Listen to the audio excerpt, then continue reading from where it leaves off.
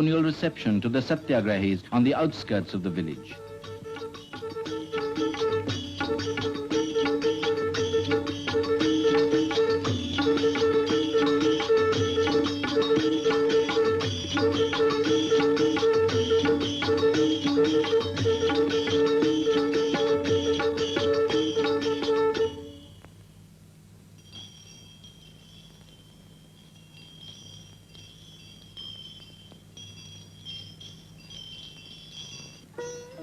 After the day's march through heat and dust, Gandhi and his followers entered the village Dharamshala for the night's rest.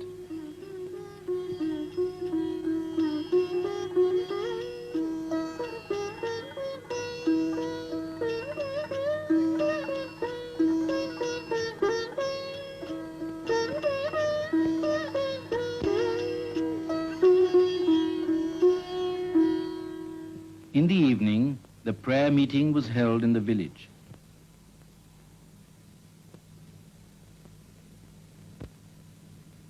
Gandhi explained his mission.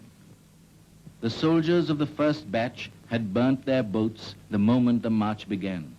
He added that he would not return to the ashram until the Salt Act was repealed and Swaraj won.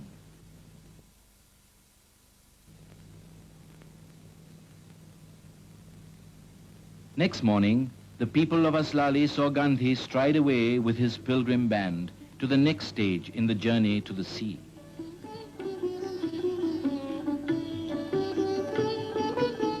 Daily, Gandhi tramped about 10 miles.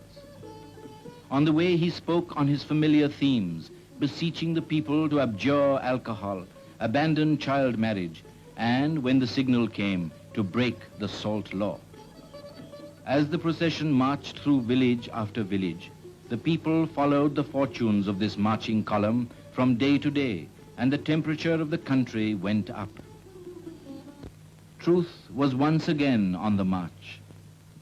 Never was the wave of patriotism so powerful in the hearts of Indians as it was on this great occasion. The eyes of the world were focused on Gandhi and on Dandi, a small village on the seashore in Gujarat, which was preparing to receive streams of men and women.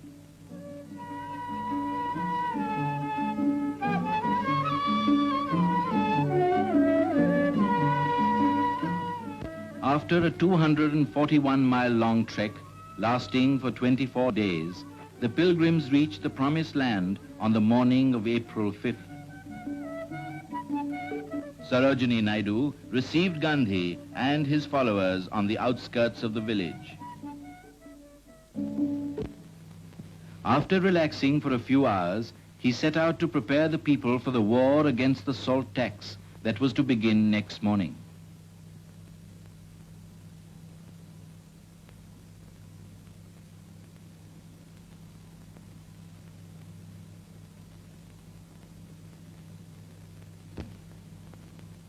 He issued a warning.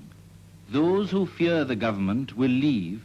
Only those who are prepared for jail going and for receiving bullets should accompany me tomorrow morning.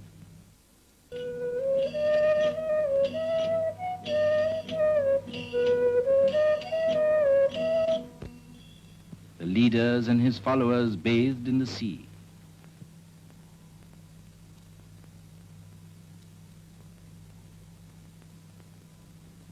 After the dip into the sea, walking at a slow pace in solemnity, Gandhi picked up a